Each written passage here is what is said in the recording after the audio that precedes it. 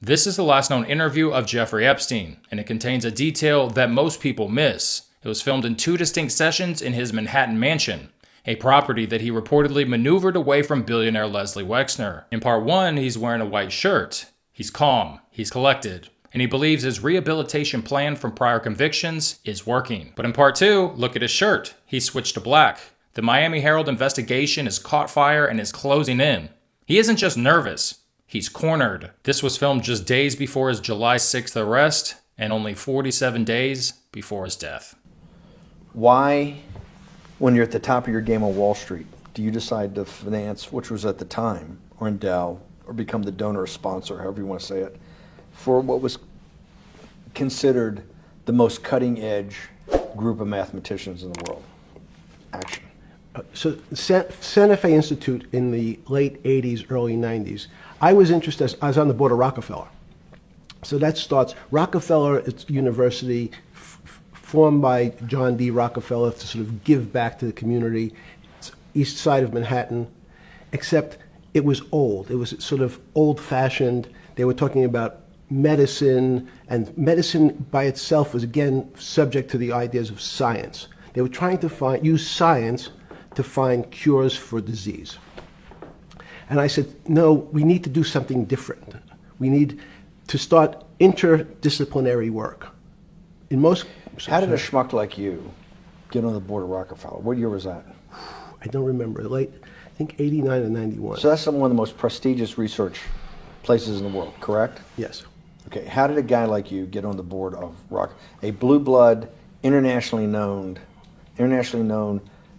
hard research, Nobel Prize winners all over the place? How do they pick a guy like you, a trader from, or basically some guy from Bear Stearns? Good question. So I was asked to be on the board of Rockefeller. And I think it was, I was on the board of Rockefeller. There was a money manager who said, Rockefeller needs someone with financial expertise because the university is growing and there's lots of new things. You have to, again, we go back to the original discussion the last time. Up until the mid-'80s or sort of early mid-'70s, the most important thing was your name. If you were Rockefeller, you already were considered to be brilliant. If you were head of General Motors, it was your reputation. It was who you knew, who your family was, what was your character. And then in the mid-'70s, basically, if you remember, you probably had a calculator. It was very advanced in those days to have a Texas Instrument calculator, where it could, by putting in the numbers, it would multiply for you to do square roots. And that was the first, and everyone who had a calculator was already advanced on Wall Street. A simple almost like your accountant. The most important parts of business were really now going to calculations. So it's not only mathematics, but it's things that could be calculated. Reputation couldn't be calculated. I could give you, are you a 10 on a reputation scale, an 8? What does it mean to have a measurement of your reputation?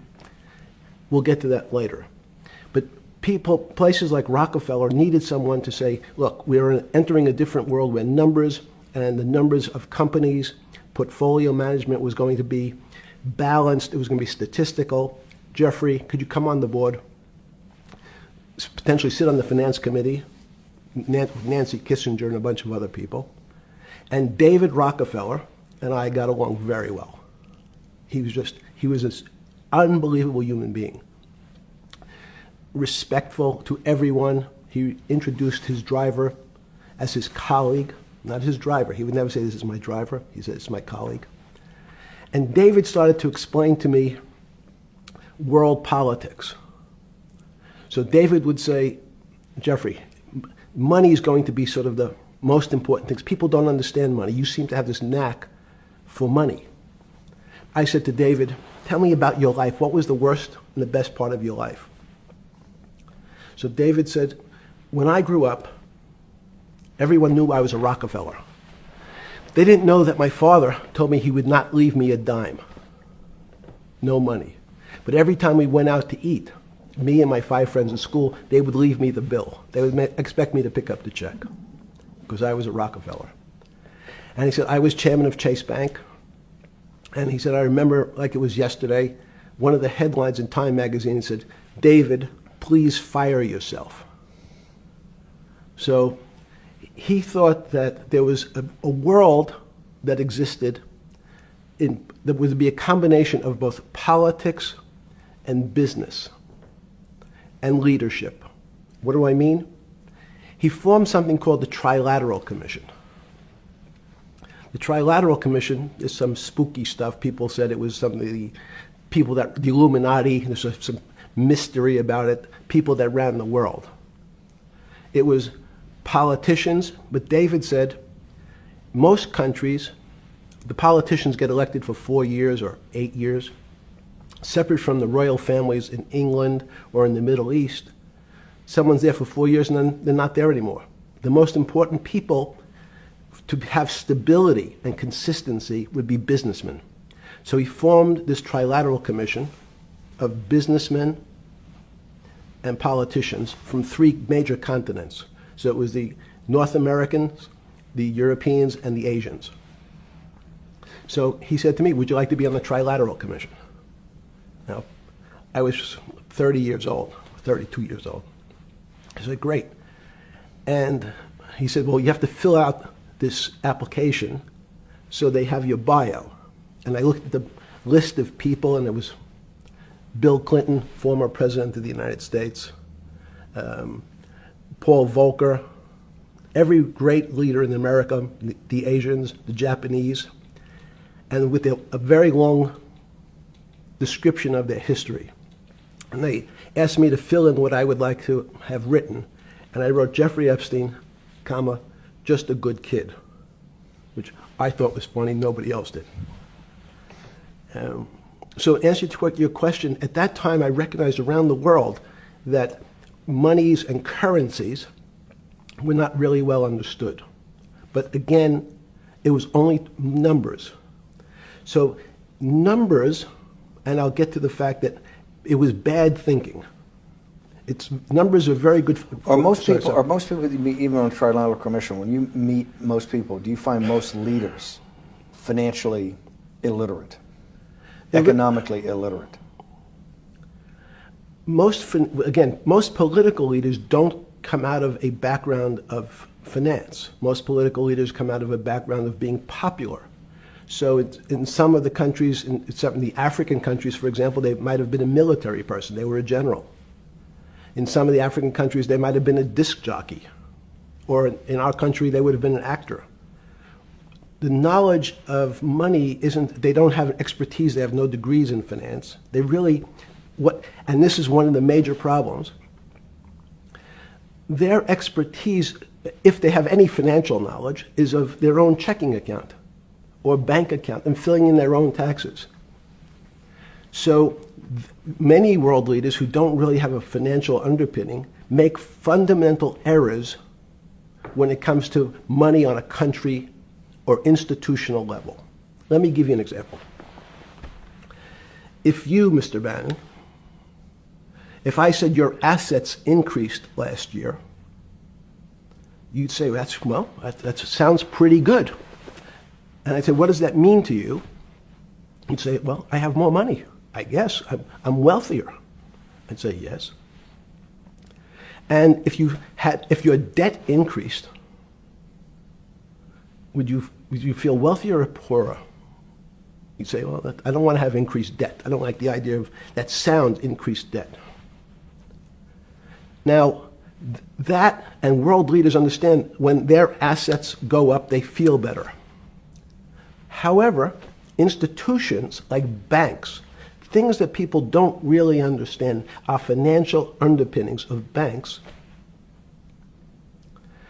When I say your bank, Mr. Bannon, you have the Bannon Bank, you doubled your assets. Sounds good, but what does it really mean? It means people owe you more money. You don't have any more money. What? Yeah. A bank's assets are how much it is owed by other people. That's crazy. So if the bank goes from a $2 billion of assets to $10 billion, it means people owe it an additional $8 billion, but their assets have gone up. So the terminology of assets and liabilities is different for banks. It's not natural. And what most people, and you ask questions about world leaders, there's many people, I think your old boss Mercer understood, there's a fundamental part of money which is called fractionalized banking. And fractionalized banking is something that finance people understand, and the people on the street, and when I say people on the street, that's where I was when I started on Wall Street, would find it impossible to believe. Impossible. Why? Bannon Bank, I give you $1, just one single dollar.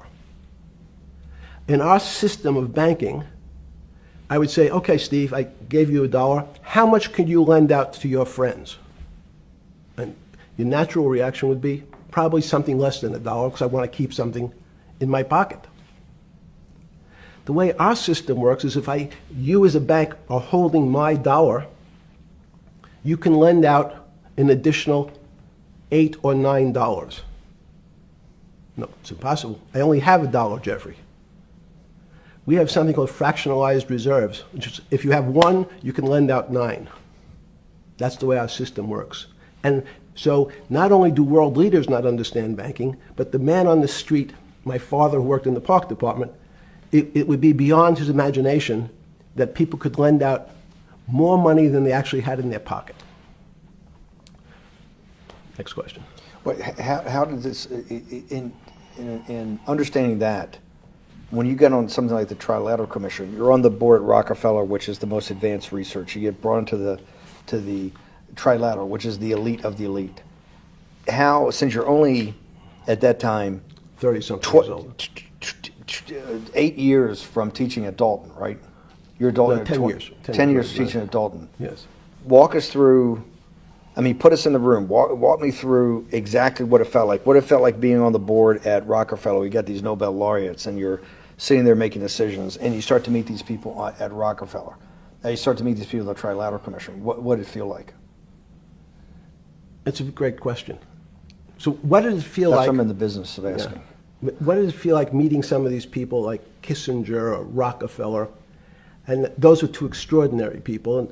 But in general, I think the question, the people on Wall Street, I tell the story, the first day, one of the first days when I was in Wall Street, someone said to me, would you like to buy ATV?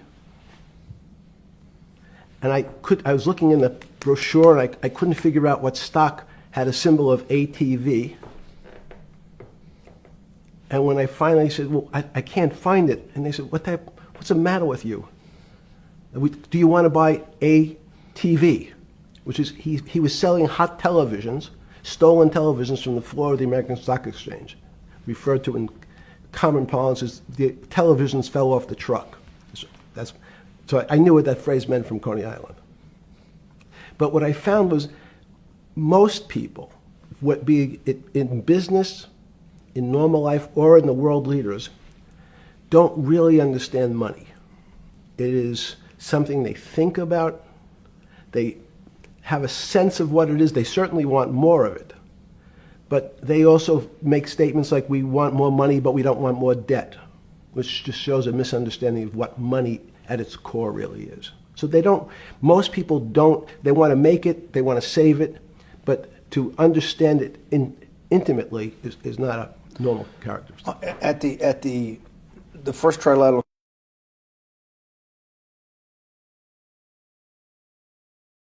or something?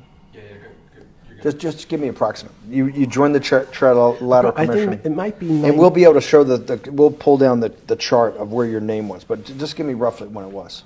I think it could be 90. I don't remember. Okay. Let's say early 90s. Yes. When you got on the Trilateral Commission and had where was do you remember where the first meeting was? It was in Tokyo. In Tokyo. And at what hotel? I would like to say the Hilton, but it's probably not.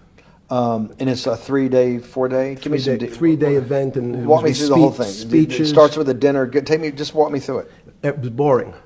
You couldn't possibly think it was boring. It's It bullshit. was boring. You had to be stars in your eyes. No. Did you fly over privately? Yes, but it wasn't my plane. So it didn't count? No.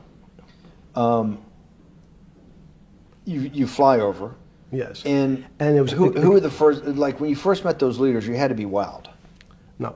You're 10 years out of Coney Island. No, I'm not wowed by people of position. I'm wowed by people of great ideas. And I don't care if it's the bus driver. I don't care if it's the student I had who has teeth coming out. Well, these guys have to have great ideas. They're the leaders of the three great continents of the world: North America, Europe, and Japan. No, many of these world leaders become world leaders because they're popular and they were able to get votes, or they were able to convince people to vote for them. I learned later. Many of them were just good at what they did in terms of politics. Remember, world leaders are politicians in general. They're not scientists, they're not intellectuals, they're not great thinkers, they're great politicians. At the first Trilateral Commission meeting that you remember in Tokyo, sometime in the early 90s, do you remember what were the big issues of the day that they were talking about, and what did you think about it? Yeah, in fact, it was funny because they were talking about inflation, and they were worried that what would happen, how do you control inflation? And as a mathematician, I didn't understand the concept. I don't understand the concept today. How's that possible? Well, when you talk about most things to do with money, money is meant to be local. It's US dollars. Then I understand what it means. If inflation, it means my dollar today inflates, and it doesn't buy as much as it did a couple of years ago. The prices go up. It seems that everything is great, but in fact my dollar is shrinking in value. If you, and you're the financial genius here. I'm just a lowly M&A guy. Sure. If you let me finish the thought. Go ahead. So if you're in America, you can feel inflation. Your salary's gone up, but you can't buy the same car. In fact, it starts to feel weird because the value. That's why I wanted to ask the question then. This is my point. Sure. The people who live and breathe this, the central banks, have been haunted by the specter of inflation since the late 70s. Yes. First off, tell our audience, how did that happen? The two great financial events in the 20th century, I'm not going to get to the 21st, were the great inflation in Europe after World War I, the Great Depression, the hyperinflation in Germany that led to the rise of Hitler, and then this inflation in the mid-70s. Before you go to explain inflation, why is this specter of inflation always the central thing in central bankers' minds? Because it goes back to the first concept I said, the weird concept of fractionalized reserves. The system is not well understood. And most systems, in fact, are not well understood. We don't know how our digestive system. Stop. This is impossible. This is impossible.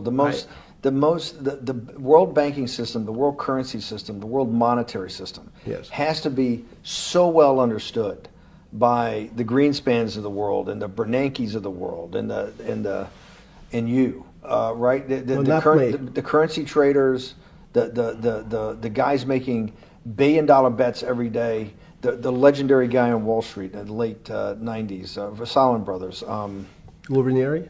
No, the guy that wrote the money. Michael Lewis? Liar's Poker? Yeah, Liar's Poker. Who's that about, that great trader? Lou Ranieri. No, it wasn't Lou, the guy that ran the desk, that eventually ran the hedge fund that went long-term capital. Yes, I don't remember. Who's the guy?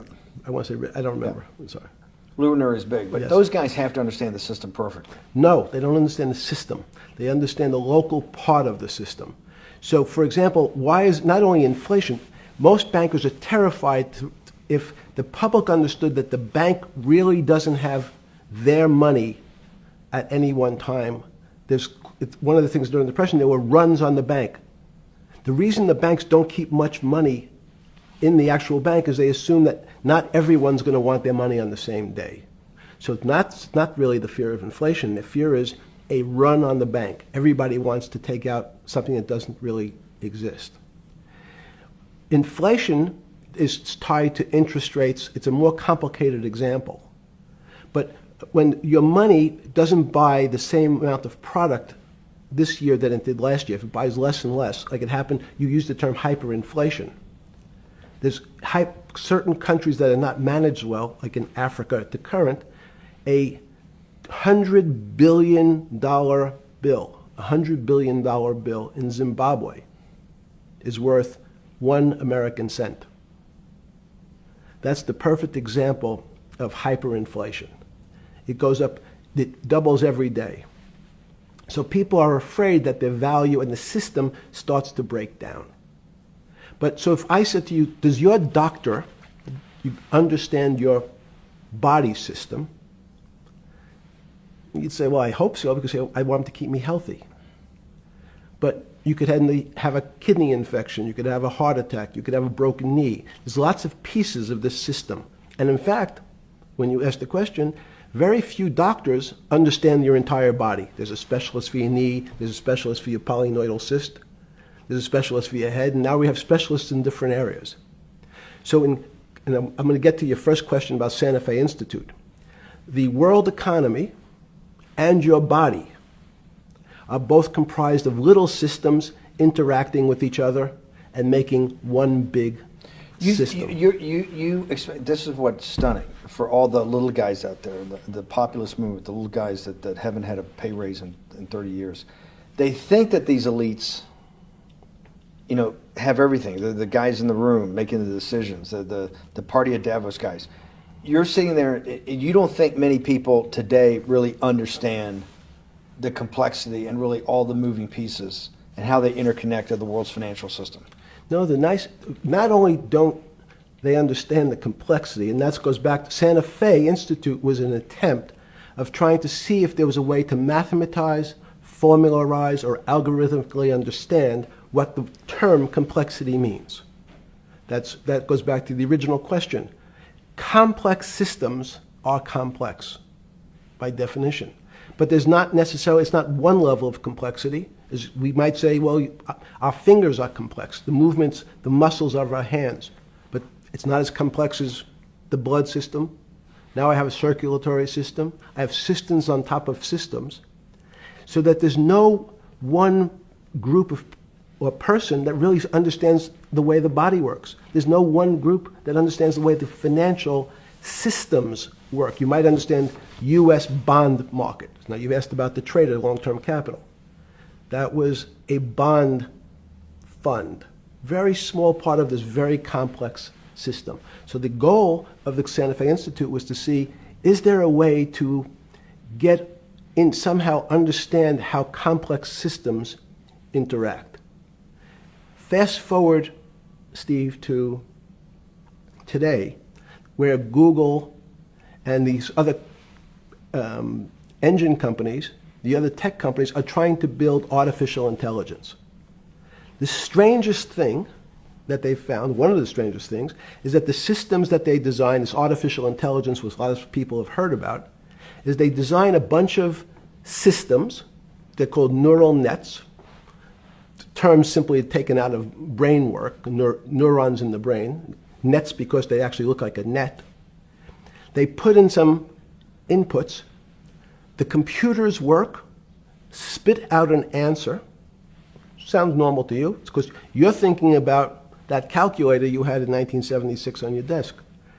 When you ask the person who designed the system, how did it come to that answer? How did your neural net, can you show me the calculations? They say, no, we don't know. We don't know how the thing we designed actually came up with that answer. That's pretty strange. They take the same neural net now and they put it in front of a video game. No learning, nothing. They said to the computer, they say, sit in front of your video game and learn how to play. It seems the computer learns better than any human in history, faster than any human in history, beats any human in history, but when you ask the designer how did it do it, no one knows. It just did it. So that's the first little touch of things that we already have gotten to a place where we don't understand it and we built it. On Sunday afternoon, September 14th, 2008, where were you? Sorry? It was the night they put Lehman Brothers in bankruptcy in London. I was in jail. Seriously. Yes. So the financial crisis of 2008 happened when you were in jail? Yes. Oh, this is going to be so amazing. This is going to be so amazing. I take it you didn't have your Wall Street Journal dropped off to you in the morning, your Financial Times. No. How did you hear about because I want I forgot about this, but yes. I'm trying to get, this is going to be amazing. Let's go back and do that again. Sunday afternoon, because I want to find out about people, the geniuses understanding the complexity of the financial system. Because I think the best example we have is the financial crisis, the crash of 2008. Sunday afternoon, September 14th, I think it was, 2008, is when they were working feverishly in Midtown Manhattan at the Lehman Brothers offices and at various law firms around town, and with the Secretary of Treasury in the Federal Reserve, what they're going to do with Lehman. They decided they weren't going to save it. And so they prepared to put it into bankruptcy at the open of the market in London the next day. How did you hear about what was going to happen to Lehman Brothers, and what did you immediately think when you heard that it was going to be put into bankruptcy? I'm glad you asked that question. I was in solitary confinement September 14th. And again, some of the public stories about the wonderful time I had in jail and my work release, which didn't come till months after. I'd been there since June, in an 8x10 cell with a bed in the back, a 6-foot bed in the back, a chrome sink with a toilet attached to it, and a little piece of metal sticking out that was supposed to act as a table. Now, since I was in jail, there were no books. Why? There's no library. No library, but you're in jail. No, I was in jail, not prison.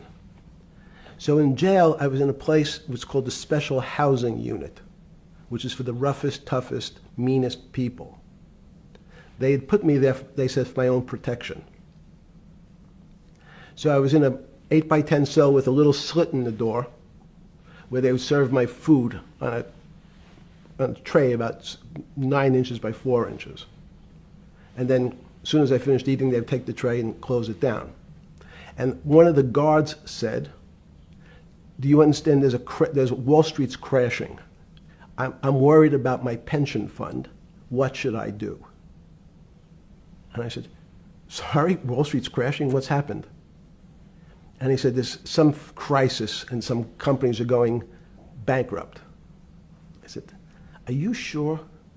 And he said, yeah, it's all over the papers. We're all terrified we're going to lose our life savings because we have either a 401k or our pension funds. We don't know anything about money. Mr. Epstein, can you tell us, like, what's going on?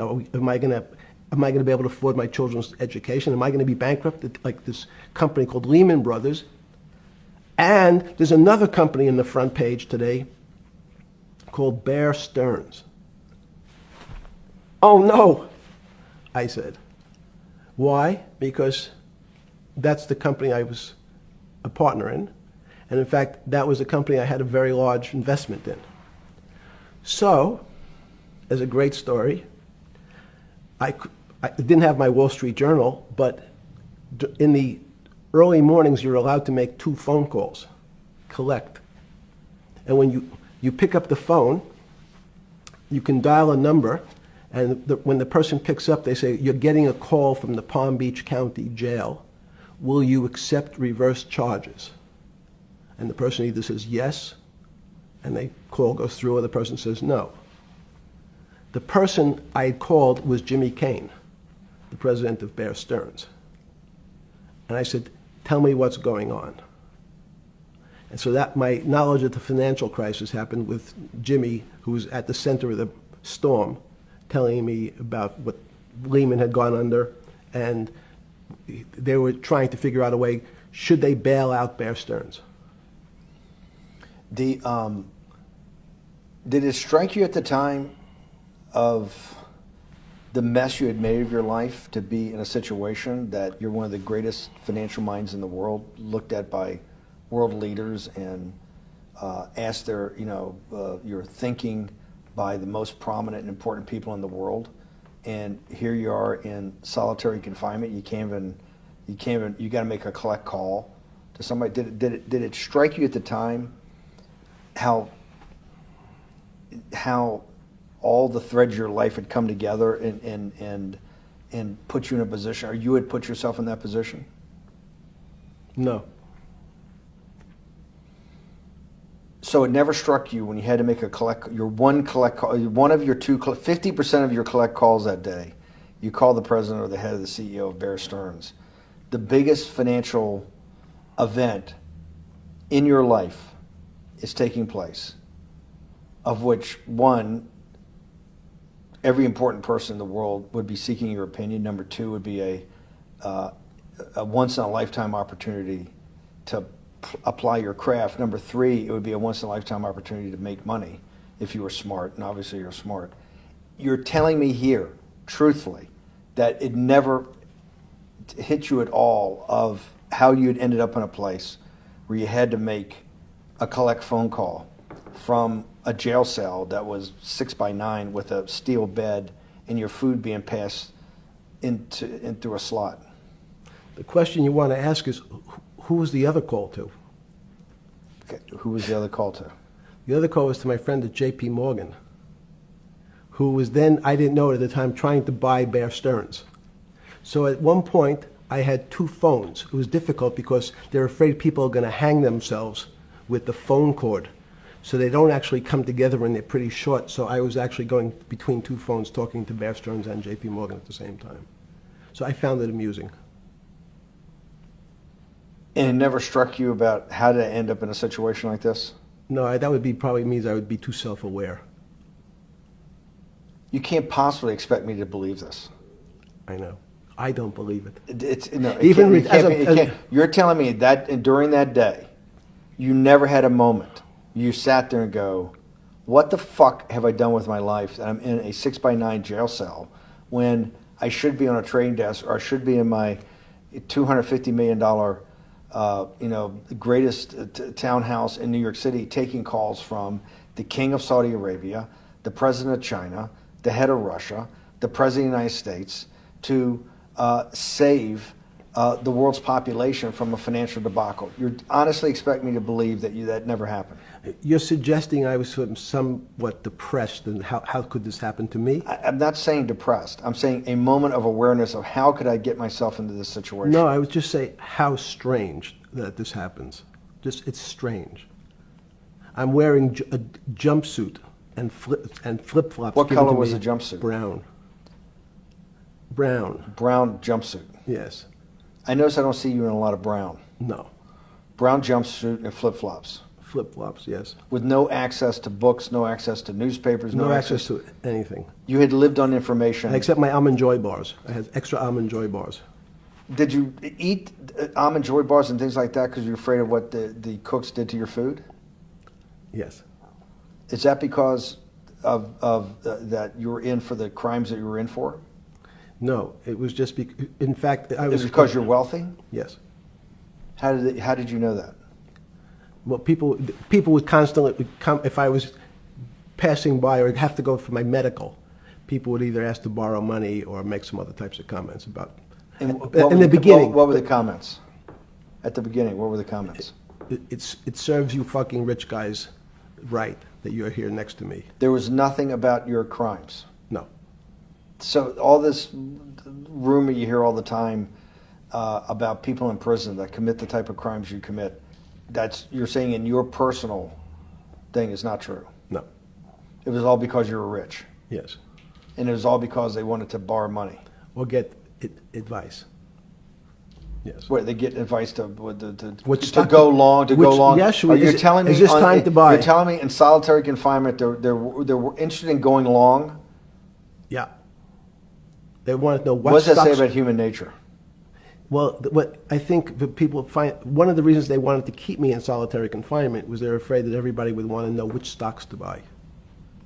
But what happened was, after this crisis, now it's on the front page of every newspaper. I don't want to lose this day. Sorry. When you first heard that, was it Bear Stearns had been kicked into bankruptcy, 6 months before? No, this is the same time. This is part of the same deal. I thought no. Bear Stearns, they saved Bear Stearns and didn't save Lehman Brothers. That's right. it. They let 6 months before they had bailed out Bear Stearns. But Bear Stearns was still a zombie, a shell of its former a self. former self. But they had, quote unquote, saved it. They admit. Why did they make the decision in your mind? Why did Hank Paulson and Bernanke, what's this concept of moral hazard?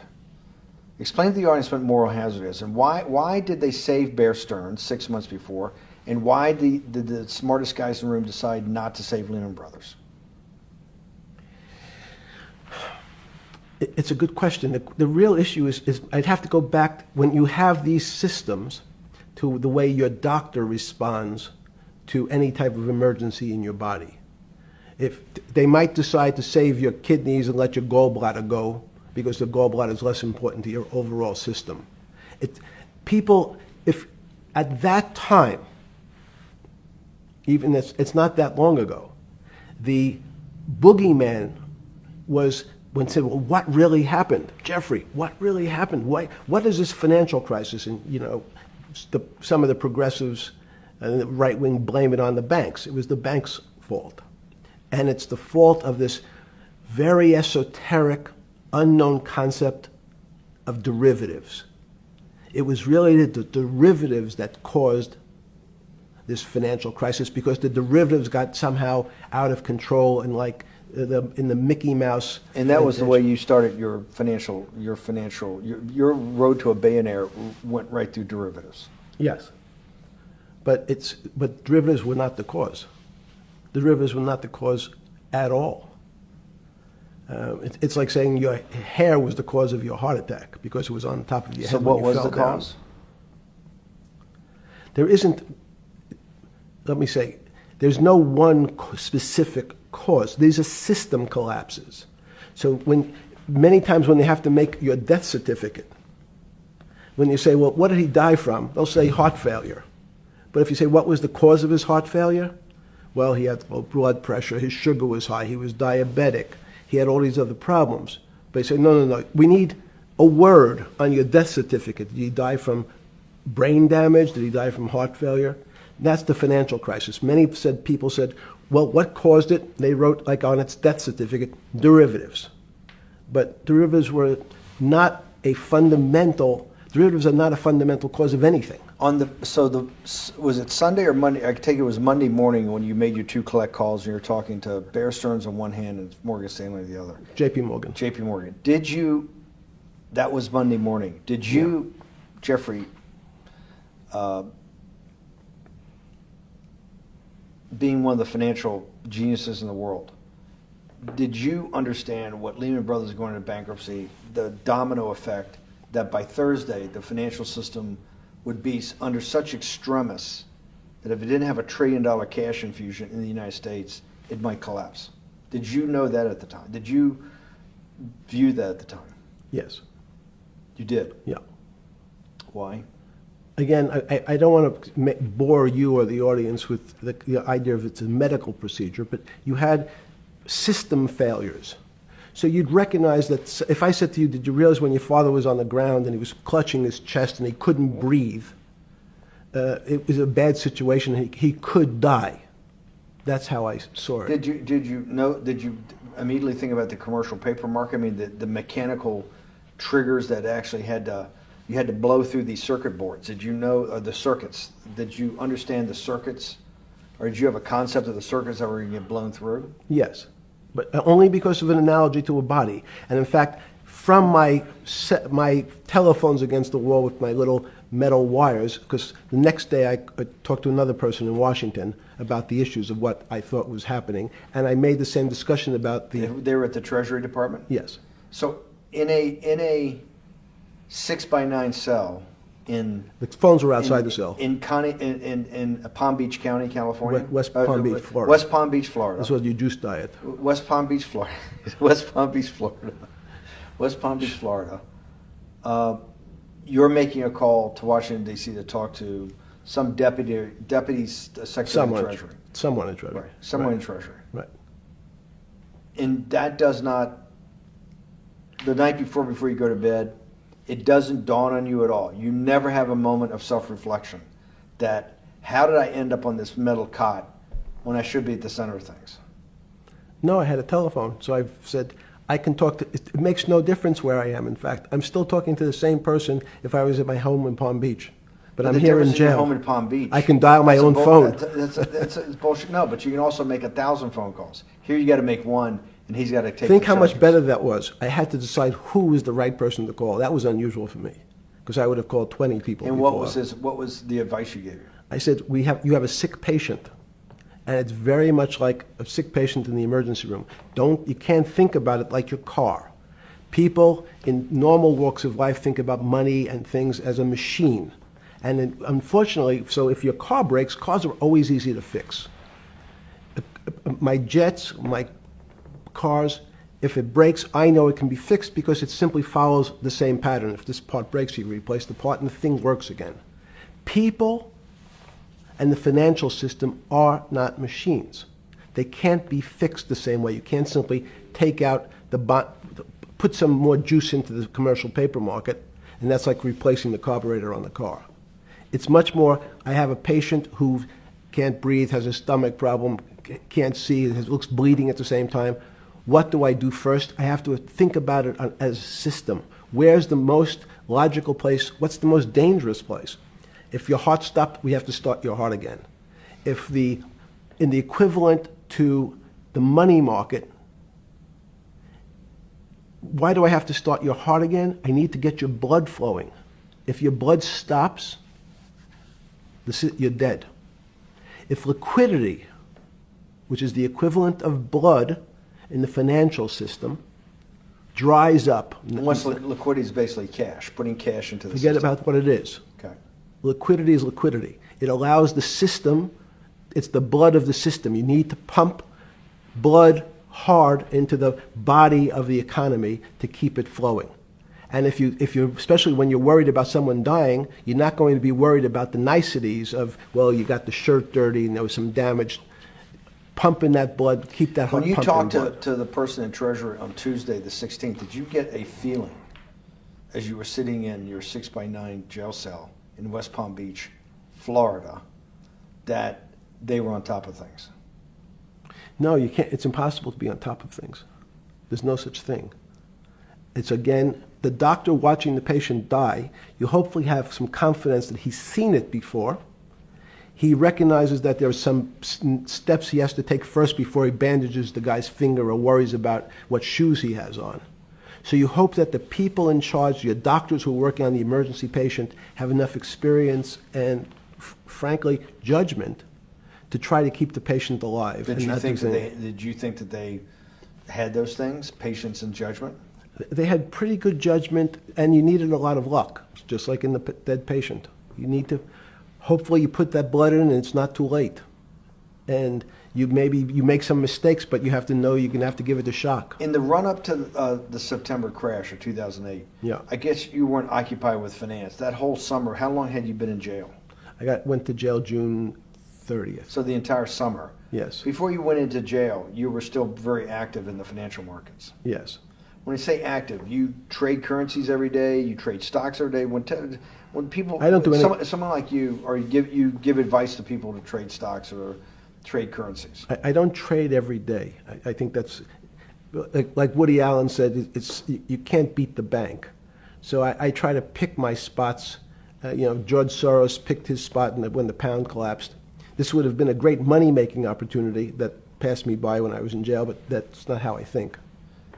In the run-up to that, in the spring of 2008, that's when Bear Stearns got in problems, I think, in the spring of 2008, and they decided to bail it out. Did the Bear Stearns guys talk to you for advice at that time, when the big crisis in Bear Stearns? No, but see, again, unbeknownst to most people, and it's easy to blame people for the financial crisis, like you'd blame someone for giving your father the drink before he had his heart attack. But what really happened, the real enemy of the finance system was Bill Clinton. And if you ask me what and who caused the financial crisis, I would tell you it was Bill Clinton. Because of what Bob Rubin and he did to deregulate the financial system? No. Because as of the last time we had our 60-minute interview, you talked to me about home ownership. and you asked me whether everyone should own a home. And I told you, no, it's too risky. So the financial collapse of 2008 is because of hardworking African Americans, Hispanics, and whites who wanted to have a ownership stake in the society that all rested on their shoulders. They're the culprits. No, not at all. Okay, then I didn't say they were the culprits. I was pretty clear it was Bill Clinton. Okay. Why was it Bill Clinton? Because Bill Clinton wanted to get votes from those people. And he sold them the idea that instead of renting in a house, and historically the values of houses have gone up, and he said, you guys in these local communities who haven't been able to afford a house before, I'm going to show you a way. I'm going to give you a way, because I'm sure I'll get your vote, that you can own a house, because I want your vote. So what we're going to do is I'm going to let you buy a house, Mr. Bannon, when you really, you're right on the border, maybe, or not even on the border. Your credit is not good. Okay, let's be honest. And it's not my fault, it's not Bill Clinton's fault, but if whatever happens, at the moment your credit score or whatever it is, your credit's not good. Now, normally, you come to me and want to borrow money, I'm a bank, and I say, I'm sorry, Mr. Bannon, I can't lend you money because your credit score is not up to where it needs to be. Hopefully, if you work harder and clean up some of your problems, it will be. But no, what I say to you is, I'm going to figure out a way to lend you, not give you. I'm going to lend you money anyway, though you don't have a good credit score. And don't worry, I'm going to get rid of the term that you don't have bad credit. Bad credit sounds pejorative. You don't want to be a person. Sounds judgmental. Yeah, it sounds judgmental. So what we're going to do is we're going to call your credit situation subprime. Oh, nobody knows what that means. Subprime. That means prime is good credit. Subprime is not good credit, less than good credit. So we'll call it something that people really won't follow, and we'll tell you what. We're going to have people lend you money, though you are a subprime borrower, and I will figure out some government agencies to guarantee your loan, though I don't think you're a good risk. So the banks say, no, no, no, we don't want, initially, the bank said, sorry, this is too risky, Mr. President, for us. We're in the business of managing risk. It's not our money. It's the hard-working people's money sitting in our bank. We can't lend to people whose credit is not prime. You're asking us to lend to people who are subprime. And he says, here's the key, if you don't, Mr. Bannon, I'm going to make sure the Justice Department charges you with discriminatory lending because you refuse to lend to my subprimers. In business terms, you should never lend to. But what we'll do is I'm going to form an agency called Fannie Mae and Ginnie Mae, just another agency names. They'll guarantee your loan. So don't worry. Don't worry. You don't have to pay it back anymore. Even though and maybe you don't even have to work as hard anymore. That's probably a harsh statement, but these players, these two big firms, Fannie Mae, will guarantee the fact that that bank will receive its money. Now, the bank says, wow, best deal in history. I refused to lend to Mr. Bannon, but now he has the big brother, his Uncle Sam. He went to his Uncle Sam, and Uncle Sam says, I'm guaranteeing it. The bank says, I want everybody. Give me as many people as you can give me. Because Uncle Sam is the best credit in the world. Not only it's the United States government. We'll take it all. We'll take as much subprime as we can handle. Because it's the best investment for the moment. It's a strange investment because it has politics that has inserted its way into the numbers. Politics doesn't belong in the markets, but now we're going to have, I want the votes, we'll make guarantees that you who can't get a house normally will be able to get a house from the bank. The bank says, this is the best deal in history.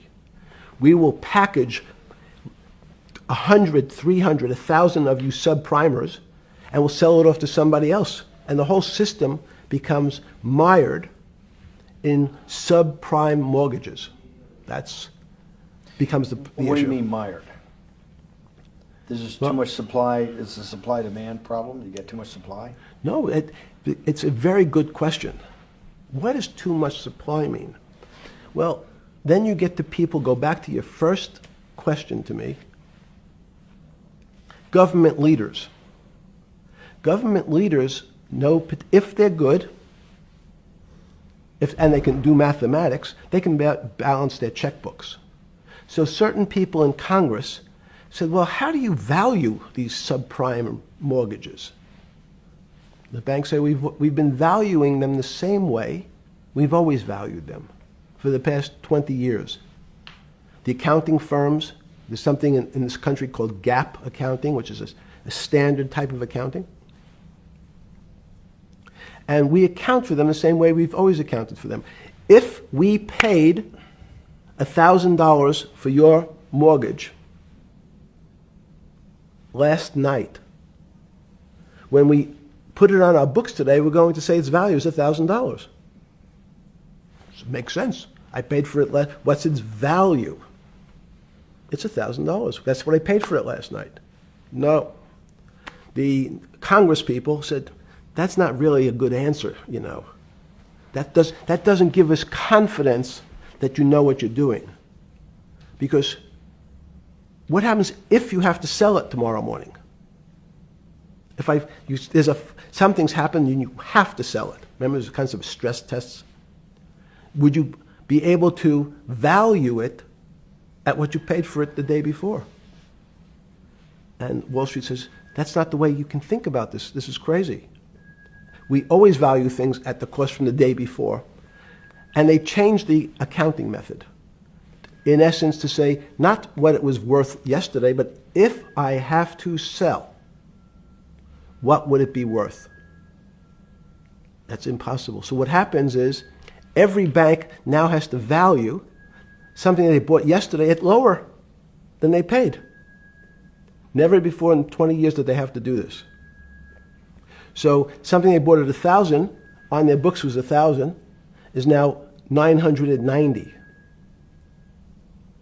That starts to, you asked the question about what did I start to think about. Something's 1,000 and 990, this person now has to value it at 980. We've now reached part 2 of the interview. It's June of 2019. The white shirt is gone and replaced by black. The change in atmosphere is immediate. The Miami Herald investigation has made him a radioactive name in Manhattan. His legal team is scrambling, and you can see it in his body language. The intellectual mask is slipping. Part 2 footage was captured only 12 days before the FBI moved in and arrested him at Teterboro Airport, and only 47 days before his actual death. This isn't a man planning for a comeback anymore. This is a man that knows the walls are closing in. Wall Street, and in many professions, including Wall Street makes it sound complicated. They don't want the little guy to understand what they do because they make so much money and they don't do very much. So they couch it in words like derivative and stock options and commodity futures and different types of contracts. It's all everyone is capable of understanding it. It is not complicated. But Wall Street, because they make so much money from doing fairly simple things, needs to make it more complicated than it really is. We had a very big recession in the early 90s based upon real estate and Japan basically imploding. Let's again, okay. You had a recession in the 90s. I don't know what it's based upon. It's always interesting to look back and say, separate from there's certain triggers, like in the 70s there was a... What do you think it was based upon, the 90s downturn? It's clearly there was a huge downturn. No, I know there was a downturn. That's what I know for And sure. I don't. That's a fact. That's all. Everything else is sort of speculation about why did he have that? I understand that, but there's some speculation that has 0% probability of being true, and there's others that have 90%. In the range, when you look at the range of alternatives of what could have caused it in 90, and what I'm trying to do is get you all the way up to 2008. Look, you're the smartest guy in the room, right? You know that. Do you think there's anybody in the world today? Oops, this is going to be a bad question. No, but do you think anybody in the world today, the Alan Greenspans, the Bernankes, is there any central banker you know, any partner of any Wall Street firm, any guy running a trading desk, and I would take it that would be, or anybody at a Larry Fink at BlackRock, Steve Schwartzman at Blackstone, the top 100 financial guys, and let's throw in a couple of Nobel economists, and let's throw in the best professors at Wharton, at Harvard, at Stanford. Do you think that there's anybody that understands money or understands the world's financial system as good as you? There must be. But it doesn't come to the top of the head. No. Okay, fine. Now that I've gotten that, let's go back to 1990. In that arc from the fall of the Berlin Wall to 2008. Good. We started with the implosion in Tokyo of the Japanese economy, Japanese financial markets. We had the huge run up in internet stocks, right? We had the implosion of that in 2000. The bankruptcy of Drexel Burnham in 90. Mm-hmm. Implosion of Japan, huge run up in equity markets for the internet, implosion of the internet in 2000, 10 years later roughly. Mm-hmm. And then this run up through the Iraq War and all that, the run up to 2008. Every 10 years, it seems like we're in some sort of 10 years before the 1990s was the 70s. You sound like an astrologer. Okay. And not a financial person. You're supposed to be a mathematician. It just seems to me a pattern of every 10 years. That's misleading. That's exactly right. Okay. Because people like to see patterns. People like to see patterns where there are none. So a pattern of a financial crisis every 10 years is just in my mind. Yes. Long-term capital that had to be bailed out back in the late 90s when everybody panicked. And that wasn't that bailout today would look small, and it was a $5 billion or was $30 billion. Businesses fail all the time. But long-term capital, and the Federal Reserve stepped in. But I'm saying people go bad. Things go bad all the time. Yes, you're correct. The audience is watching this, the little guys, they go bankrupt all the time and nobody gives a shit. You know why? They're a little guy. But when long-term capital management goes bankrupt, or Bear Stearns goes bankrupt, or Lehman Brothers goes bankrupt, people care because it's an unfair characterization. Why do you say that? Because again, it's the complexity of the situation. If you think about you have a complex system. You have your body. Now, in fact, the little guy is my finger. This is. And Bear Stearns is your heart. That's correct. The banking system is my heart. The system, I can't risk my because remember, it's not only my. You haven't been able to name. Hang on. You haven't. Hang on. No, hang. I was trying to hang. I wanted to see if the hang on worked. No. You haven't been able. You're not good enough yet. You're like junior wizard trying to do it. You haven't. Yes. I'll say, since we can't name another guy that's as good as you. There may be a couple out there. You're not bragging. You're humble. It had to be sometime. Please tell me there was some time before you went to jail and basically got cut off from daily information in the summer of 2008, that you started to get very nervous that this complex system, that something was deeply wrong. Okay, first, let's go back. When I say no one understands the system better than I do, it doesn't mean I understand. You always sound like a doctor. You're afraid he's going to get sued for giving a thing. Yes, you're not taking on any liability. There's no contingent liability here for your answers. No. But the word understand is the problem. Okay. I don't understand the system.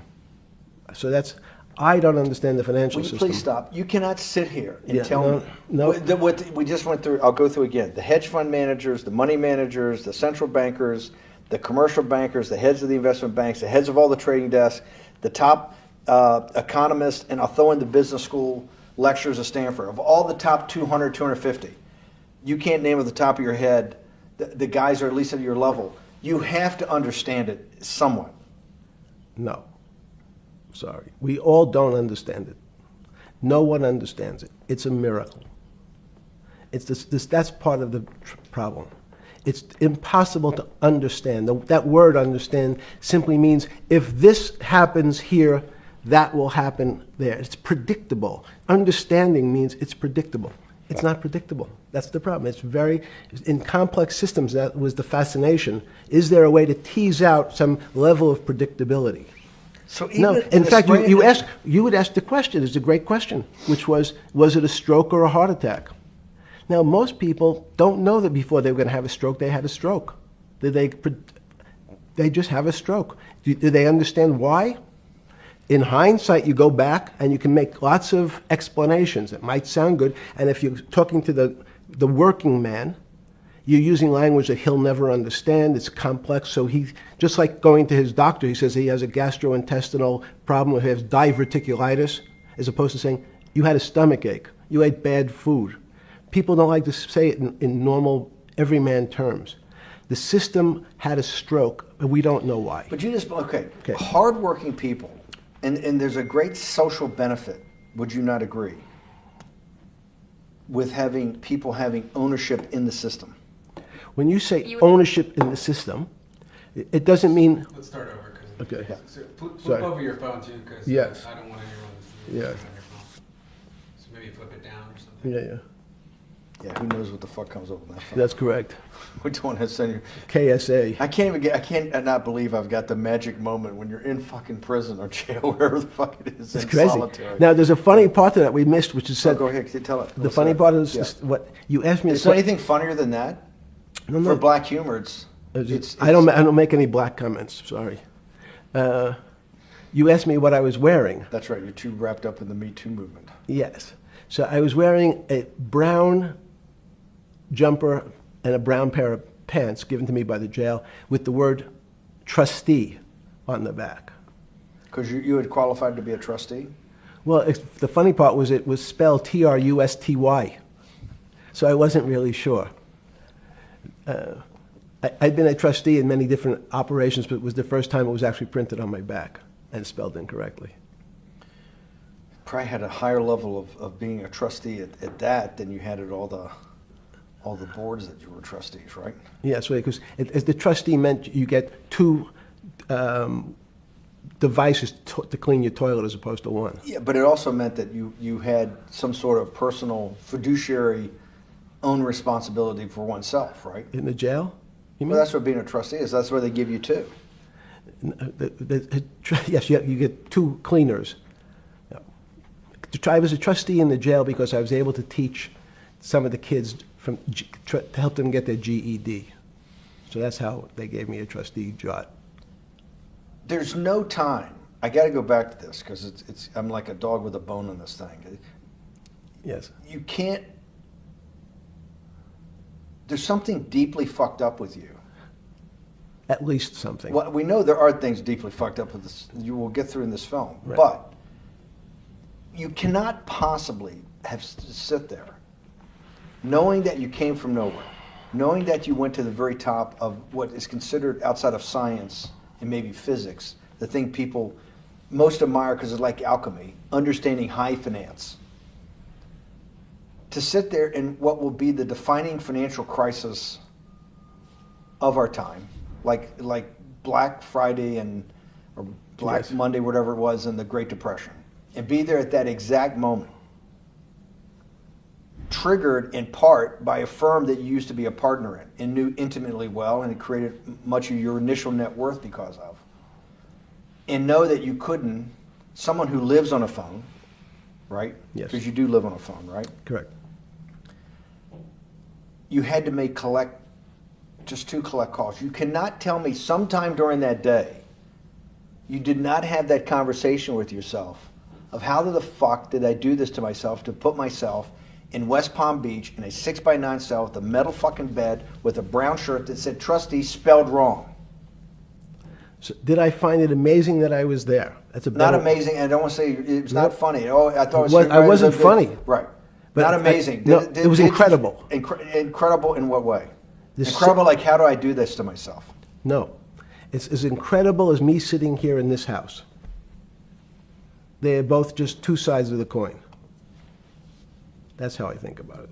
That my life today is incredible. Do you consider yourself a stoic? No, I consider myself a hermit. Stoics are not very happy. Being a hermit then, being in that 6x9 cell, being in the cell qua the cell was not the problem, right? Correct. What was the problem? Eating the almond joy bars. Because you couldn't eat the food. No, right. But remember, my life is. Did that ever strike you that I can't eat the food because somebody might have done something to it? I gotta live off an almond joy bar, one a day or two a day or whatever. How many ever sneak in a day? No sneaking in. Your one almond joy bar, it did not hit you at some time? How the fuck did I do this? No. Let's go back to the spring of 2008. Were you so wrapped up in your personal issues at the time you were not spending enough time on the financial markets, or were you deeply involved in the financial markets like you normally were? No, I was involved. So we're saying that the smartest guy in the room didn't see it coming. No, of course The not. bankruptcy of Bear Stearns, you just thought was a Bear Stearns problem. You didn't see it as systemic. I know you keep harping on it, but it's not. Because you're a mathematician and understands systems. It Seems that anybody that understands that they had a systemic problem, you at least be the first on the early search radar. If you're not going to see it, then I'm really afraid, because that means that I always assume there's at least a set of guys out there that have some sort of sense that something's not right. Imagine the guy who has a stroke or had the heart attack. When you ask him, did you feel funny the day before? He's going to tell you, yeah, I didn't feel right. Something was off. I didn't feel right. I had my stomach was right. I felt a little dizzy. I felt a little weak. But if you asked him that day before, do you think you're going to have a heart attack tomorrow? He'd say, no, I just feel a little weak. I'm a little dizzy. My stomach hurts. So these systems, and that's the issue of complexity. What complexity says is that, in fact, everything seems to go along, and people have seen it. One of the great examples of complex systems is sand dunes. In fact, the sand keeps building up. People have seen some, and all of a sudden, one more sand drop, and all the sand starts running down the hills. That's the way I see the financial markets. When you funded Santa Fe in the early 90s or late 80s? I believe it was early 90s. I can get back to you. But early 90s, Santa Fe was funded for the study of complexity theory. It was studied with math. So let's back up. So why did I buy a ranch in New Mexico in 1993? So that gives you some sense. So I would have funded it in 1990. Los Alamos, which was the high energy lab up in New Mexico, was losing all its scientists. And Los Alamos, it was where Oppenheimer and where a lot of the nuclear weapons program, the bomb. That's where the Manhattan Project. Manhattan Project was Yes, as Los Alamos, and you bought your property out in New Mexico to be near that? Yes, because the scientists were going to they cut the funding for high energy physics. But the people who worked in Los Alamos would still be in the Santa Fe area. They cut that because this was the Cold War dividend, right? I don't remember exactly why. It was because, again, people thought that physics and high energy physics really wasn't that important. Because that was about nuclear weapons. No, it was because they decided, which may be not right. This was the same time that Murray Gell-Mann came up with the term quark, Q-U-A-R-K. He picked it out of an old poem, the word quark. But it was mysterious. So they were starting to understand in the 90s that our world of the physics world, there was things that were just unexplainable. They called it strange things. You gave it a name. You gave it some characteristics. You called it had charm, was one of the terms. It had a charm. It had a flavor. It had a color. But nobody really, no one, Mr. Bannon, understood what it was. Just like the financial system. And you wanted to investigate that? I wanted to see if we could build tools so others smarter than me could help investigate it. And that was the beginning of your concept of the Santa Fe Institute? Yes. And Santa Fe Institute was founded to do study in this type of... Can these areas of strange things be described by some form of mathematics? So that's what I'm trying to get at. The foundational thought, the organizing principle of Santa Fe Yes. in the high physics lab at Los Alamos, Right. which had been the headquarters of Manhattan, and the Trinity Project, right, the bomb. Yes. So you're talking about the elite, the high priest Of physics. of physics. Yes, sir. Which high priest of physics, some subset of that is also mathematics. Yes, they're both similar. Project out. One of the tools you want to do is to make sure that in this complex system, the finance system, I'm doing a lot of this for philanthropy and a lot for the good of mankind, but also to be able to understand this complex system, the most complex outside of maybe our body, of the financial world. Yes. Did they create tools, or were you smarter in than the mid-aughts 15 years later than you had been then because of work that was done at Santa Fe? No. It was great. But in fact, most of the money, most of my philanthropy in the area of can you describe things that appear to be unexplainable by mathematics, and can you fund people who have new ideas?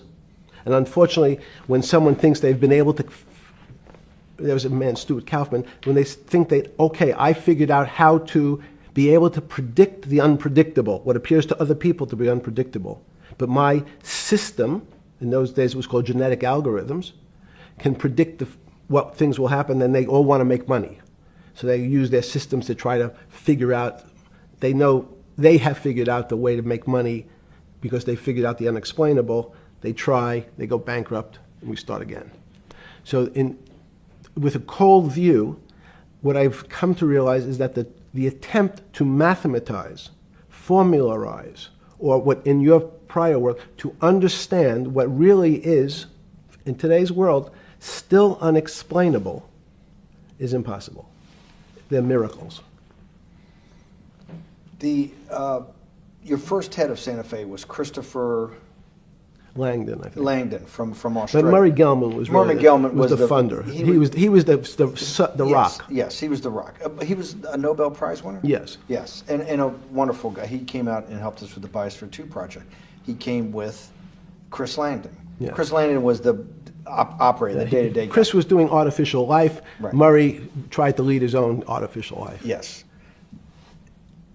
When Chris came to Biosphere 2 for the first big conference we had in 1994, he was one of the most impressive guys there among all the world's elite. Kew Gardens, the Lawrence Livermore lab, the labs at Sandia, all the major universities, Lamont Doherty, all the big Earth observatories, Woods Hole. What set Langdon apart, I thought, and the reason I invited Santa Fe to be part of it, was Langdon actually made a presentation that everything, and he was making this to scientists, a lot of marine biologists, a lot of people that are just beginning, Wally Broker and people who were just beginning the study of climate change, at that time called global warming. That he made this compelling presentation that everything's really mathematics. Yes. It's all just back to math. And you have to, all these experiments you do, you're not, one of the reasons they're not considered by the high priest in physics as being real experiments is that they don't have a mathematical basis to it, and everything has a mathematical basis to it. Langdon seemed like a radical visionary. What happened to that concept? You go back 350 years. So you have Isaac Newton, you have Leibniz. Move forward, you have people like Heisenberg and Gödel, and what every one of those mathematicians and philosophers came to understand is that there's numbers can describe certain things, approximate certain things. But in fact, trying to put measurements and numbers on other things that are really unexplainable is folly. 300 years ago, they said that unexplainable realm was God.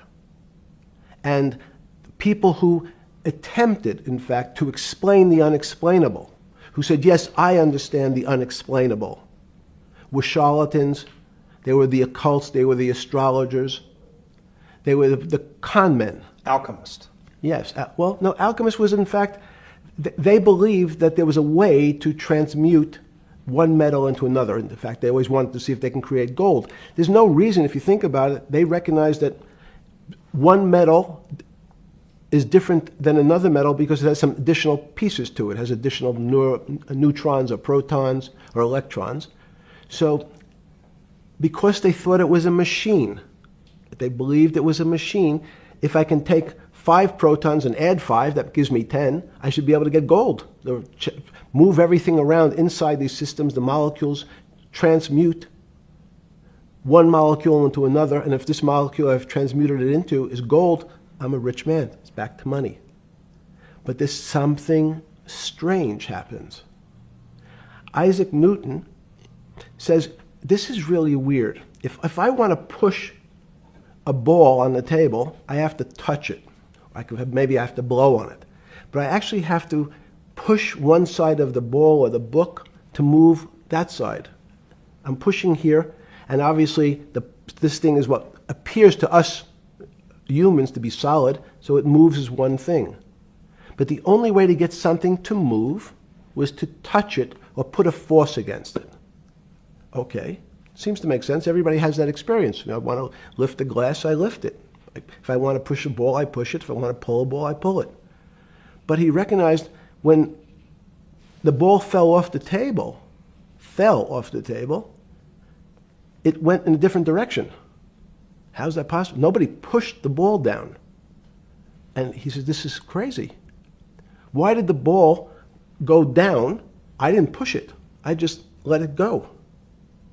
So someone's pushing the ball, because I know that I am confident that the only thing that gets something to move is with a force that pushes. So there's a force that's pushing the ball down. In fact, he called it gravity. He measured how fast it was pulled, but never was able to explain why it happened. How is it? What is gravity? It's this. Everybody says, well, why did the ball fall to the ground? Because gravity took it. But what's gravity? That's, as Feynman would say, that's the name of the thing. We have no idea what it is. This goes to Santa Fe. They were trying to explain the unexplainable. Can we measure? Can we figure out a way to predict the stock markets using these types of chaos complexity? Before we get there, let's walk back through it. Let's go back to Newton. Sure. Pre-Newton and then Newton. What did Newton solve that for millennia up to Newton had not been solved? And then I want to go forward all the way to Santa Fe, what they were trying to solve. Let's start with just 2 or 3 of the basic guys, but let's go with Newton. What pre-Newton, it was what? And then why is Newton such a genius? In such a, in the, I think mathematically they told me one time, I've seen there's been 115 billion people roughly that have lived on the earth. And of that 115 billion, Newton. Are you sure that's a number? That sounds a lot very high. We only have 7 now. I think in the history of the earth, I think I'll pull up the stat for you, but I think it's 115 billion people. They figure that probably is inflation. That's why you have lived on Earth. But he's one of the handful of the most important. What did he solve for? Why is he so important for how we live today? And then we want to go through Leibniz and the other 2 or 3 other major ones that get us to Santa Fe. Well, it's a long journey. This is the heart of what we're trying to do. Let me take a bit of a detour just a second. What if you went to high school and the last year in your high school, you took calculus? So Isaac Newton sort of invents calculus. Well, that sounds mathematicians to torture seniors in high school before they graduate. Yes, but obviously no. Yes, the answer is yes. Certain people could never do calculus. Why is it? Why is calculus so? Why is that the dividing line between, to me, people who can handle that and can go on to do certain things, and people just hit the wall, even if they know math? It seems to me that there's that calculus is the thing that changes. It bridges. That's because it's about the theory of change and the theory of how things change. It's a great question. But in fact, what calculus does is it's somewhat philosophical. That's why mathematics is they used to Newton wasn't a mathematician, he was called a geometer. That's what they used to call themselves. They understood geometry and numbers. But there's an old conundrum where it says during Pythagoras' days, Zeno's paradox it's called, where they said, well, if the wall is 2 feet away from me, and I take one step that's halfway to the wall, that'll be 1 foot away, and if I take another step that's half again, that'll be half a foot away, and then a quarter of a foot, I could walk forever but never touch the wall. Doesn't sound realistic, doesn't make any sense in our real lives of the physical. But what Newton understood is many problems were like that. Many things approached the wall, or in calculus, approached the limit, but never really reached it. So he said, it's okay, you don't have to reach it. We can do lots of the mathematics as if it was so close, it was almost there. And we could do lots of mathematics almost being at the limit. And this is really important, Steve, for today.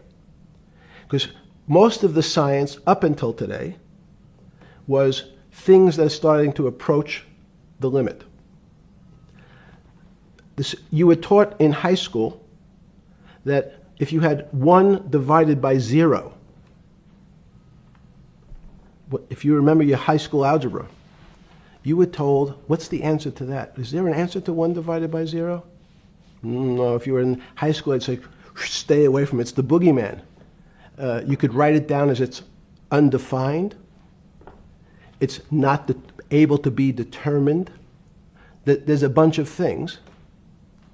But in fact, 1 divided by 0 is a strange things happen. It's a world of the strange. And what I'll explain to you after is that when you get 1 divided by 0, you get into a world we don't know what happens. The answer is it's not explainable. We can call it things like undetermined. We can have a convention to say it's X, Y, or Z. But in real life, we don't know what happens when you are actually at the limit. So Newton thought the same concept is that the limits were God. You got close to God, but you could never be God. He had this sort of religious interpretation. Okay, I want to go back to Newton. Why is Newton such a big dividing line in mankind's history? What is it about Newton? What is it about what he's trying to solve? What did they not know beforehand? And because we live to a degree in a Newtonian universe, although I realized later it was subparticle atomic physics, but at least for a while it was Newtonian. So what's the dividing line? Why is he so important? Why is he an inflection point in mankind's movement from the swamp to the stars? It's a great question.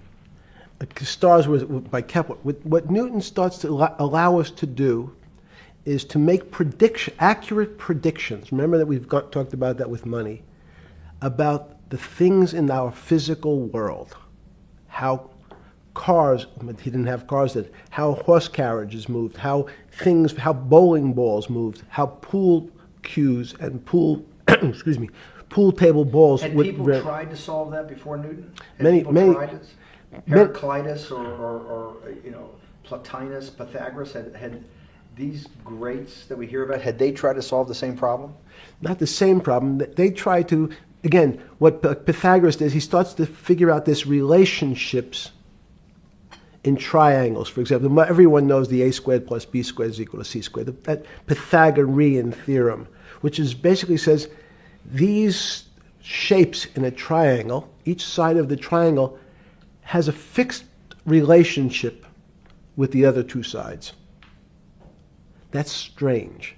He knew, again, but it was all numbers. This was a system of things in the physical world, and Pythagoras says we can start putting numbers on things that help you predict how they will behave. You can add 2 triangles and make a square, some different shapes. They were looking at geometric forms.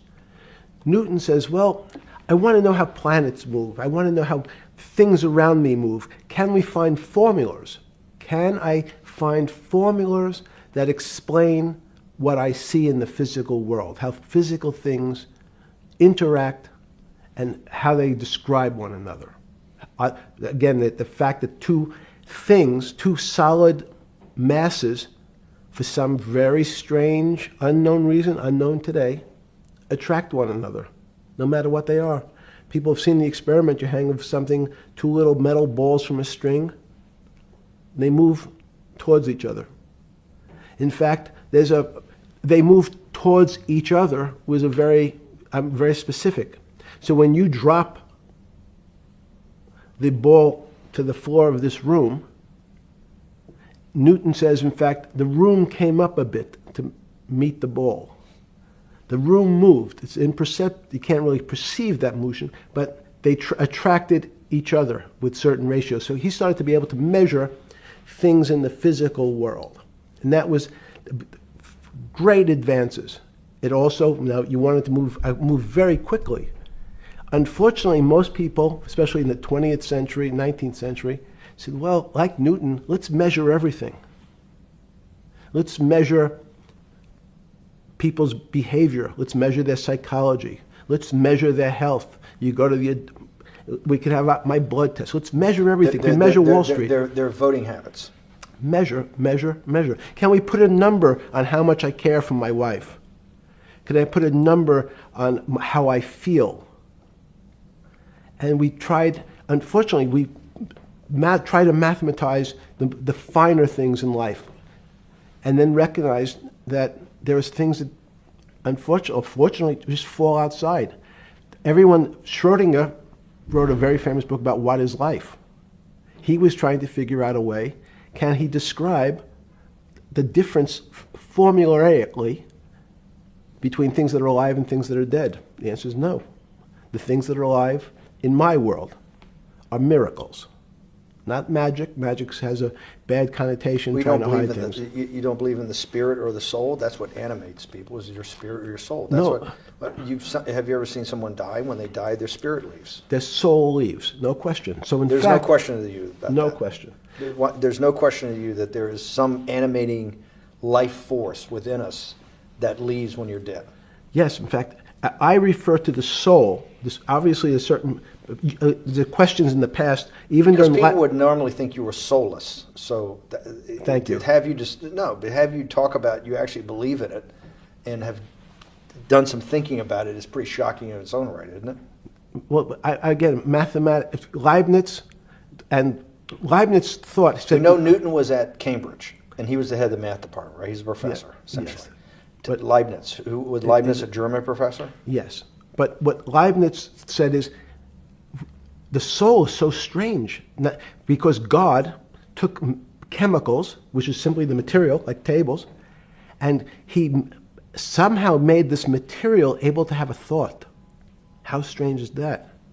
Not only does it have a soul, but some way it was put together that this material substance is able to think. So when you say to me, it's obvious to everyone that there's such a thing as a soul. Now, if you're part of the Charlatanville, you'll try to explain it to people. The soul I describe as the dark matter of the brain.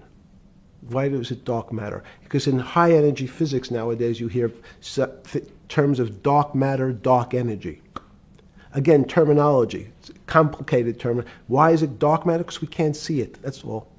What do you mean you can't see it? Well, somehow we see something moving towards this area of darkness. I can see this thing.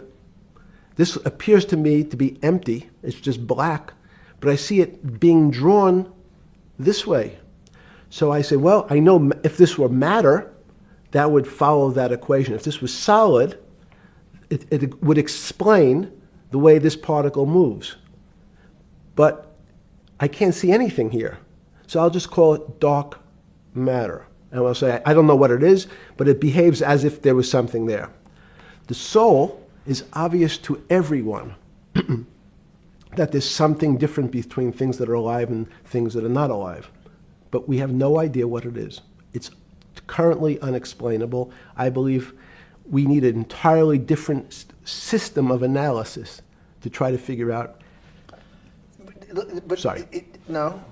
With Newton, with all his alchemical studies and things he worked on the spiritual side, Leibniz that just talked about the soul, Schroeder talked about what is life. If a modern scientist or someone that you funded at MIT or at Harvard or one of these things talked in those types of terms, they would be considered to be a wingnut today, wouldn't they? They would not be. They would not be on the path for tenure, right? Unless they were in the philosophy department. This is exactly my point. We're talking about three of the greatest mathematicians in mankind's history that have really changed mankind. Talking like this, what happened? How do we get to a situation where they could not be in the high physics? They could not be in the mathematics department or working in high energy physics. Good. It's an easy answer. Newton was a combination of mathematician or geometer then and philosopher, and as time went on, those disciplines seemed to move apart. We had philosophy. Some of the philosophers can't do math, and some of the mathematicians. And again, mathematicians often break into two categories: people that solve problems. Those are more like geometers in the old days, just problem solvers. And then there's thinkers, theoreticians. They're more like the old movement towards philosophy. But neither one of those two groups have been able to figure out why something is alive as opposed to something that's not alive. No one's been able to describe what the soul is, but we all know it exists. And I think what we need is science is a bad word. I think science only describes the things we already know about the physical world. In fact, there's an argument that the physical world that we see has been created out of our systems of mathematics. Mathematics, everyone knows mathematics describes the physical world much greater than it should, my view, the physical world really comes out of conscious beings that have mathematics. So they create it. This table appears to you and I to be solid. To a bat, because we have light that's bouncing off the table into our eyes, it appears solid. If instead of eyes that responded to wavelengths of visual light, our eyes responded to radio waves, the radio frequencies, it's not different, it's the same type of frequency as light, but different speeds, the table's invisible. We know that our phone works in this room. So the waves are coming through the windows, the waves are coming through the walls. So the walls are invisible to that type of radiation, that type of energy. The walls I can see them because my eyes, a physical system determines that the walls are there. You, with Murray Geldman, you founded, or were the original donor, and had the idea of Santa Fe Institute. In 10 or 15 years later, that effort to study the complexity of systems mathematically. Yes. Was essentially a total failure. Yes. A total failure. Total failure. Why is that? It's the failure of science because, in fact, if to some extent science doesn't describe romance. I don't know why I'm attracted to somebody. I don't know. People are attracted to each other, and everyone has the same feeling. They've seen someone walk in the room, and they say, "Oh, that person gives me a creepy feeling." Science has tried to describe. Science doesn't describe what creepy feelings means.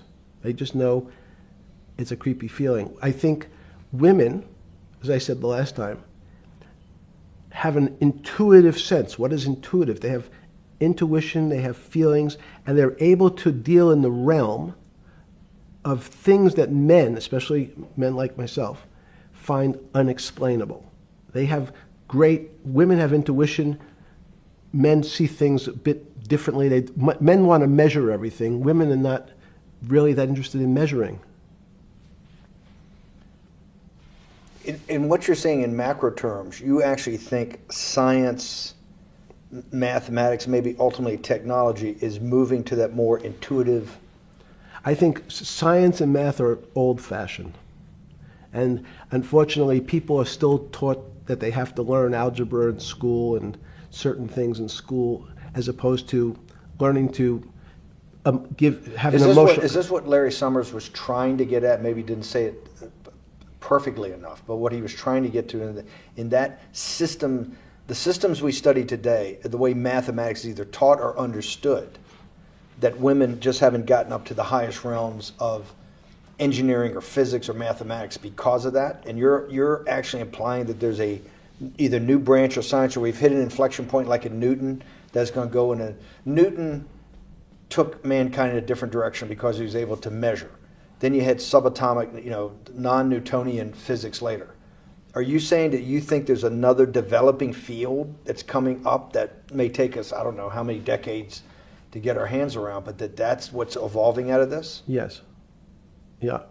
In fact, I think that mathematics, it's not the end of science. Every year someone says it's the end of, we can't discover everything. There's lots to discover with the relationship to the physical world, but we know a lot already.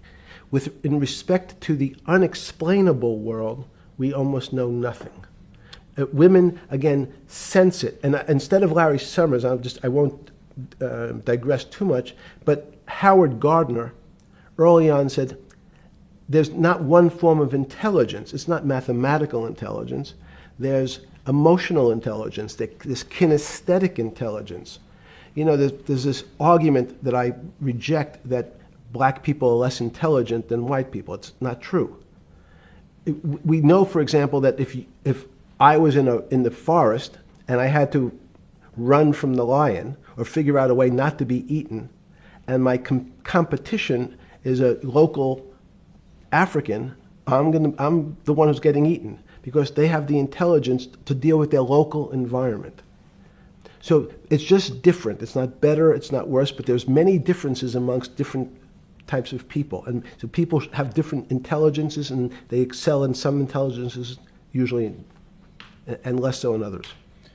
When did it come to, because the world of high finance is a world of pure reason, or is it a lot of emotion and gut checks and on trading desk and central banks when these decisions get made? Is it that high church, like the high church of science of high energy physics, or is it as much emotion that comes in as much as the mathematics and the reason?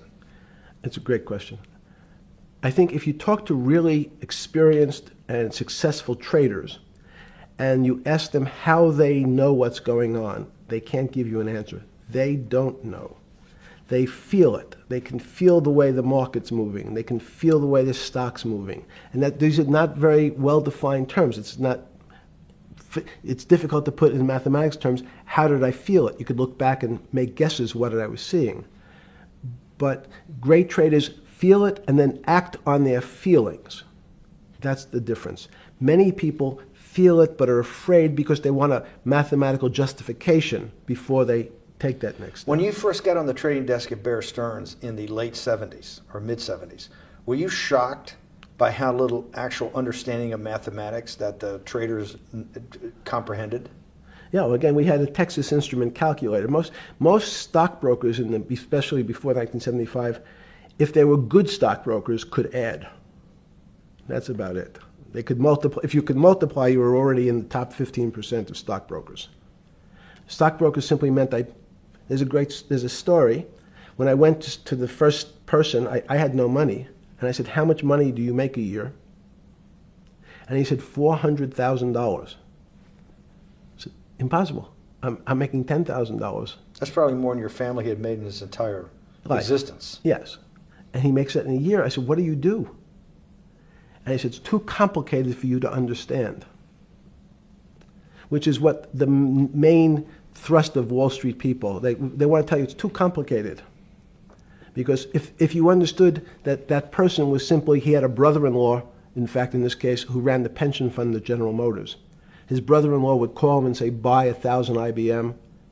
He'd hang up the phone, he'd write it out on a ticket and walk it to a window. That was his entire skill set. Hello, write what my brother-in-law says, walk it to a ticket window. Give me an example when you were on the trading desk in the early days of Bear Stearns of a time that you felt either complete uncertainty or you saw total panic, where something was happening that people couldn't foretell and that they were like in an airplane cockpit where it's going wrong. Walk us through that. In 1978, I think it was, across the news wires, there had been a collapse of the currency in Thailand. On the other side of the world, had no relationship to me. I wasn't sure where Thailand was. But the fact that a currency, a country's money, had all of a sudden dropped tremendously in value affected the rest of the world's markets. And people panicked because they'd never seen that before. A very small part of a very complex system had a shock throughout the whole system. So prices on Park Avenue apartments, the bond markets, the stock markets, every started to gyrate. You know, there's an old mathematics expression that if a butterfly wings in Mexico make the wrong turn, it spins out, and eventually, by the time it gets to Canada, it turns into a tornado. So these are part of complex systems. So yeah, Wall Street in certain parts. Santa Fe Institute was supposed to actually come up with a formula for that, for the butterfly wings. Why in 15 years did you reach the end of at least that experiment? Every attempt to, that's why it's so exciting now, because I think certain people are starting to realize that there's so many things that are unexplainable that we have to think about them differently. Music is a great example. It's a common man's example. You know, when you hear a certain song, it makes you feel a certain way. How does it do that? We don't know. We can't mathematize it. And even that music, Steve, nowadays we compress music. When you have a violin, it's compressed onto your iPhone. So what does compression mean? I'm taking lots of information and I'm cutting it into lots of pieces and squishing it together.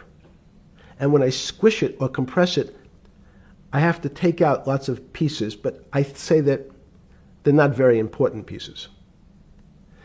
It's those pieces that we take out when we compress data, to me, are the most interesting parts of life. You just said a while ago, part of this new search for science may go back to when people were actually talking about a soul, and you said there's no doubt in your mind that there is a soul. Describe for me what you mean by that. What do you mean by soul? What do you mean soul different than the physical analog body that we're seeing on film right now? It's difficult to describe in words. I mean, I'm not a poet. Poems get a little closer to what that really means. But even the concept of what is life becomes complicated when you deal with plants and seeds. Is a seed alive? I don't know. Certain people would say, no, it's dead. When you're a banana, one of my favorite examples is the banana that's sitting on the countertop in your kitchen today. Is it alive or dead? What do you think about human life? Tell me about human life. But your banana is alive. That banana is breathing. It's on your. You say that's impossible, Jeffrey. No, it's not. Is the banana conscious? All these words. These are words. So everyone's trying to fit a very complicated concepts into a very small box called conscious or alive. These don't fit in that way. So if you put your banana in a bag and put another fruit in with it, the fruit ripens faster because the banana breathes with it. We don't understand most of those things. So you asked the question. Sorry. You talk about the life. What about human life? What about it? Tell me what do you think? What do you think human life is? It's a miracle. It's a miracle. And when I say miracle, I can't explain it, and I make no attempt to explain it at the moment. We don't know how to think about it. And it's again another one of the Feynman quotes when he was talking about quantum physics. He said, anyone, Jeffrey, who says they understand quantum physics and quantum mechanics and quantum behavior, you know they're lying. Let's talk about it. That's post-Newtonian. Talk about what's the difference, who founded quantum mechanics, why is quantum mechanics taking Newtonian physics and taking it to the next level? It forms a much broader category. Let's go back to this desk. You use the thing of Newton using this desk. Why can't Newton's theory explain everything? Why did subatomic quantum mechanics or quantum physics have to come in to explain this? Well, so let's go right back to square one. Why is it called quantum physics? So quanta is a word that simply means packet, small amount. So it's quantized. So when we recognized that this table appears, another very complicated word, solid to us, it's really made up of molecules or atoms. And atoms, we've given lots of names to what some of the behaviors. If you were in school, when you and I were in school in the 50s, the model was a little center thing in the middle, and an electron went around and around it. It was seen as a ball that went around and around it. And as we started to look at, say, well, let's see what this ball looks like. I want to be able to examine that little thing called an electron. We found that there was nothing there. There wasn't the thing. It was simply a cloud of energy that we can call an electron. So we already started to see mysterious things as we go into very super small quantities, quantum physics. So quantum physics started to go into the very small, and at very small distances, we see things that we can't explain. We just cannot explain. How am I doing on time? 4 minutes. Fine. And to summarize, no, sorry. Let's go back to human life. When do you think human life starts? It's not these. So you see, this is the question. You're asking me to measure something again. It's the disease. It can't be measured. You just hate making commitments. That's why I'm not married. I'm peeling this onion back a layer at a time. All your bullshit and happy target can't be measured like that. Is that to say measure it's a commitment. You don't even like a commitment when you answer a question. I don't know. As they say in golf, commit to the shot. I don't know what it means to be measured. You do know what it means to be measured. You're one of the leading currency traders, hedge fund guys, or stock market financial wizards. You're in the high priesthood of high finance. You certainly know how to measure. That's why you're a billionaire. Any other answer besides that is total and complete bullshit, and you know it. I know very few things. You know things can be measured. You measure every day. You weigh and measure every day. You weigh and measure people. You weigh and measure leaders. You weigh and measure economies. You weigh and measure politics. It's a very good. You weigh and measure. You weigh. Hang on. Your whole life, in fact, is measuring. So what you've now done is a great thing, is you've used the word measure, a mathematic term, in the common vernacular and abused it.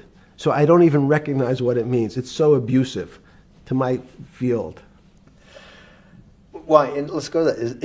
In mathematics, measure means what specifically? There's no specific. It's an approximation, or giving something a number. Einstein said, we're not asking you to go to the ninth decimal point. You didn't say that before. No, you're not going to the ninth. I don't even. What if I say measure? How tall are you? You'd say, in your case, 6 foot. 6 feet. But is it 6 foot 1 inch? Give or take, between 5'11" and 6 feet. But what's that? So the question is, I want an accurate. I got Zeno's paradox. I don't even know what it means to measure you. Am I measuring the top of your hair, the top of your skull, and the finer, the more you're being rabbinical. This is like I shaved my beard off. I used to be rabbinical. No, my point is, isn't that going through the Torah where you're parsing every definition? No, so however we broadly define measure, your life literally is about measurement, is it not? It's about putting numbers on things so that I can try my best.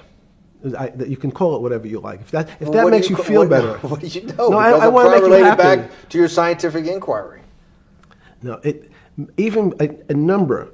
People don't. A number is a complicated thing. When did you come to this When did you come to this aha moment? Was when it was in your solitary confinement, when the biggest financial crisis in world history was going on, in your 7x9 jail cell with your metal bed and your 2 brushes because you were a trustee with the brown uniform on, trustee spelled wrong?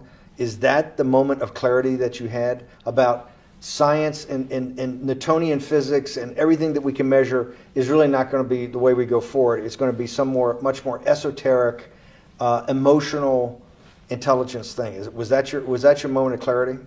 I wish it was, because it would make such a great story for this interview, but it's not. It's the fact that I lead such a privileged life to come across But when did you? If it didn't happen then, when did it? Or did it happen before? I was then? going to hopefully Okay. get to the. Okay. I'm in a privileged position to have some of the world's smartest people come to my house and tell me what they think about different subjects.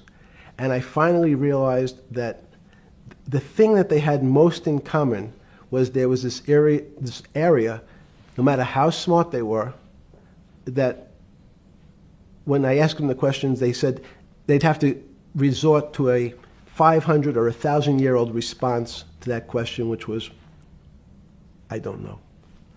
You know who else found that out? Socrates. That's what Socrates kept doing, right? Socrates kept asking all the experts. He would go through, question after question after question, and realize at the end they didn't really know. They really didn't basically understand what they were talking about. And one of the things that people won't enjoy, it turns out that potentially one of the bad things to teach children is how to write. Writing, reading, and arithmetic was supposed to be, everyone's supposed to be taught. But writing forces you into a very narrow channel of thinking. You have to write in a certain form, in a certain way, in a certain linear pattern. So your thinking becomes somewhat narrow. The reason I brought up writing is one of the recent discoveries of mine with respect to Socrates, Plato, and Aristotle is they never wrote anything. They spoke, and people around who could write wrote. Socrates could think. So that was... Jesus of Nazareth was the same way, right? Never wrote anything. I thought he was a carpenter. He was a carpenter. Didn't he need like a little carpenter's tonight? I don't want to get that. But at least his written record. Right. One last thing. Sure. Thank you for having me to your house.